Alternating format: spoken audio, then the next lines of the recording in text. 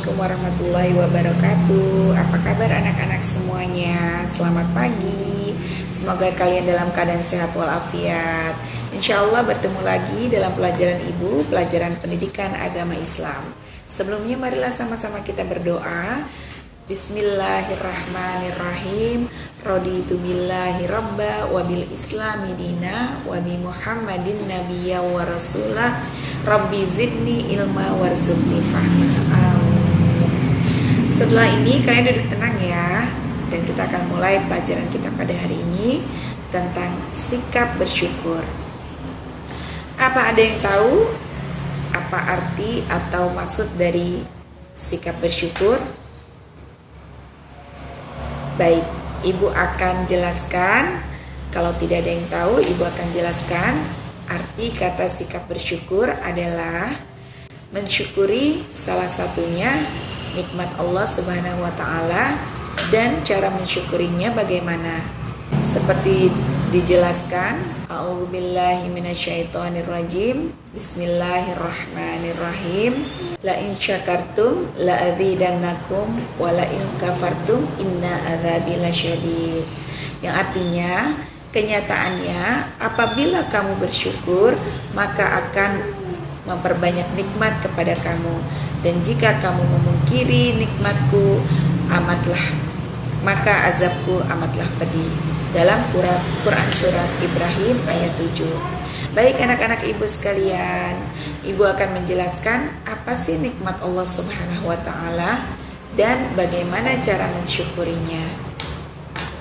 Tahukah kamu bagaimana cara mensyukuri nikmat Allah Subhanahu wa taala yang telah diberikan kepada kita? Apa sajakah nikmat Allah Subhanahu wa taala yang telah diberikan kepada kita? Jika belum tahu, baiklah, maka kita pelajari bersama ya. Kalian pasti tahu kan bahwa semua sumber daya alam yang ada merupakan rezeki dan nikmat dari Allah. Nikmat Allah yang diberikan kepada manusia sangat banyak dan tidak dapat dihitung jumlahnya. Oleh karena itu, sudah seharusnya kita semua sebagai manusia pandai mensyukurinya. Jangan sampai kita mengingkari nikmat pemberian Allah. Mengingkari nikmat dari Allah berarti telah kufur nikmat kepada Allah. Salah satu bentuk mensyukuri nikmat adalah dengan beribadah kepada Allah, memelihara alam, dan tidak melakukan tindakan yang merugikan diri sendiri atau orang lain. Allah telah menciptakan bumi sebagai tempat tinggal yang nyaman bagi kita manusia. Bumi berputar pada porosnya dan juga berputar mengelilingi matahari, namun tidak goyang dan oleng kan? Mengapa demikian? Itulah kemahabesaran Allah Subhanahu wa taala. Bumi telah ditetapkan dan diatur supaya kita dapat nyaman tinggal di dalamnya. Selain itu, Allah juga telah memberi kemampuan kepada manusia untuk membuat jalan-jalan di muka bumi ini supaya kita dapat mengetahui arah saat bepergian. Allah juga menurunkan air hujan secara berangsur-angsur atau sedikit demi sedikit. Kenapa? Karena air hujan tersebut bisa kita gunakan untuk keperluan kita. Air hujan menjadi sumber air untuk minuman kita, untuk hewan, serta untuk pengairan tumbuh-tumbuhan. Tanah yang tandus dan kering akan tumbuh subur dengan hujan ketika turun hujan, sehingga tumbuh tanaman dan pepohonan yang dimanfaatkan hasilnya untuk keperluan hidup manusia.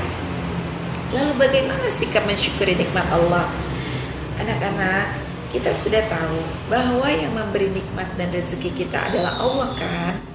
Sekarang bagaimana sih sikap kita mensyukuri nikmat Allah berupa rezeki yang telah diberikan kepada Allah, yang diberikan Allah kepada kita?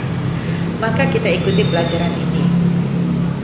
Anak-anak, rezeki adalah wewenang mutlak yang hanya dimiliki oleh Allah Subhanahu wa taala.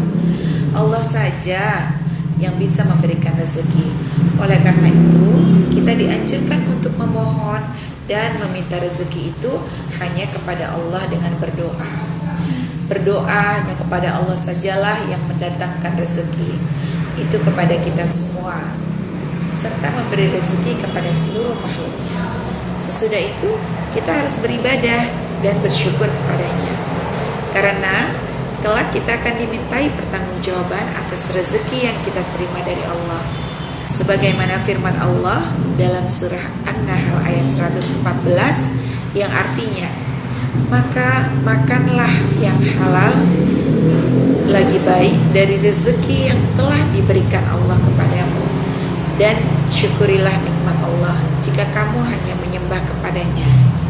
Berdasarkan ayat tersebut, kita harus bersyukur, mensyukuri nikmat Allah dengan cara memakan makanan dan minuman yang halal saja ya. Jangan pernah sedikit pun memakan makanan dan minuman yang tidak halal. Kita juga diperintahkan untuk beribadah hanya kepada Allah. Makan dan minum secukupnya, jangan berlebihan, sehingga perut kita kekenyangan. Perut yang kekenyangan akan mengakibatkan malas belajar dan seringkali membuat mata mengantuk. Semua keperluannya atau seperlunya kita makan dan minum. Kita harus bersyukur atas apa yang telah diberikan Allah Subhanahu wa taala kepada kita. Jangan sampai kita punya rasa iri dengki kepada orang lain atas nikmat Allah yang diberikan kepada dia. Sebagaimana hadis Nabi yang artinya, lihatlah orang yang lebih rendah daripada kamu dalam urusan dunia, dan janganlah kamu melihat orang yang lebih tinggi kepada kamu atau dari kamu, maka dia lebih pantas menempati kedudukan lebih tinggi daripada kamu, agar kamu tidak mengandai-andai atau berandai-andai atau memantas-pantaskan kedudukan orang di atasmu. Maksud hadis tersebut atau hadis ini adalah bahwa kita bersyukur, harus mensyukuri terhadap nikmat Allah yang diberikan kepada kita.